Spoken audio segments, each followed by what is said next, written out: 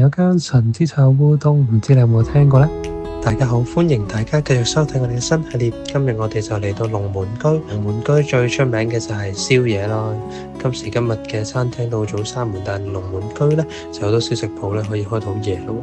咁龍門居有啲咩好食嘅呢？我哋不如問一問當地嘅街坊，究竟有咩推薦？Hello， 想問下咧，呢度你有冇咩推薦嘅宵夜啊？係一定推薦呢間嘅炒烏冬，因為呢間咧，我覺得可以稱之為呢個龍門居神之炒烏冬。